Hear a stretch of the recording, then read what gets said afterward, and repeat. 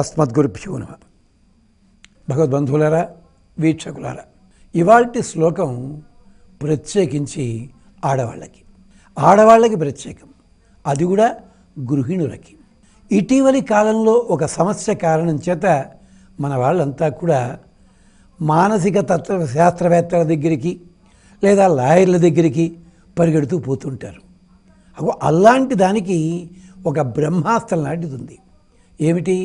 భర్తకి మంచి లక్షణాలు ఉన్నాయి, కానీ ఏదో కారణం చేత ఎప్పుడూ నిత్యము భార్యతో గొడవ పడుతూనే ఉంటాడు. లేదు, ఎక్కడో సమాజంలో ఏదో ఇబ్బంది కారణం చేత ఈగో ప్రాబ్లం అంటారే, అలాంటి దానివల్ల. అంటే వాళ్ళకి అన్నీ ఉంటాయి, ఆనుకూల్య దాంపత్యం ఉండదు. దానికి బాధ్యత ఎవరిది అంటే, ఆనుకూల్య దాంపత్యం లేకపోవడంలో బాధ్యత భర్తదైన సందర్భంలో. కానీ గమనించండి, భర్తది అయిన సందర్భంలో మాత్రమే యువతల వాళ్ళు కూడా ఒక్కసారి చెక్ చేసుకోవాలి. అలాంటి వాళ్ళ కోసం పెద్దలు ఒక అద్భుతమైన మంత్రాన్ని మనకి ప్రసాదించారు. దీనికి ప్రమాదాలు ఏం జరగవు, సైడ్ ఎఫెక్ట్ లాంటివి ఉండవు, చక్కగా కుటుంబం క్షేమంగా ఉంటుంది. ఇదేమిటి ఆ శ్లోకం?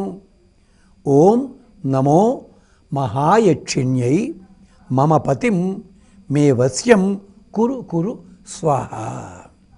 ఇది చూస్తే కొంచెం బీజాక్షరాలన్నట్టుగా ఉంది, కానీ కాదు. దీనికి మూలం ఎక్కడ అంటే, మహాభారతంలో ద్రౌపదీదేవిని సత్యభామ అడిగింది ఏదో మాట, పాపం మొగుడిని చెంగున కట్టేసుకోవడం ఎలాగా అని. దానికి ద్రౌపదీదేవి 3 అధ్యాయాల్లో పాఠం చెప్పింది. తప్పు తల్లి, పొరపాటు ఎక్కడుందో చూసుకో, ఇలాంటి మాటలు వెళ్ళొద్దు అన్నారు. దానికి మూలాధారమైన ఒక మంత్రం ఇది. ఏమిటది? ఓ మహాయక్షిణి. యక్షిణి అంటే అర్థం ఏమిటంటే, దేవతల్లో ఒక భాగము. ఆకలితో భక్షించండి భక్షించండి అన్నారు కనుక వాళ్ళని యక్షులు అన్నారు. కానీ వాళ్ళంతా ధనమునకు అధిపతులు, వాళ్ళంతా కూడా రాత్రిపూట జలముల మీద అధికారం. అందుకని ఆవిడ్ని ప్రార్థిస్తున్నాం. ఓం మహాయక్షిణ్యై మమ పతిం మే వశ్యం కురు కురు స్వాహ. నా భర్త నాకు వశం కావాలి అంటే చెంగును కట్టేసి కూర్చుని నేను చెప్పిందే కదా అని కాదు అర్థం. అక్కడ కుటుంబంలో ఉన్న క్షేమము అట్టే పెట్టడానికి నేను ఎలాగైతే కష్టపడుతున్నానో, ఈ కష్టాన్ని సానుకూలంగా అర్థం చేసుకుని సానుభూతితోటి ఉండి సహానుభూతితో ఇద్దరము కలిసి ఉండేలాగా ఉండాలి. ఇది అక్కడ అర్థం. అది వశిత్వం అంటే.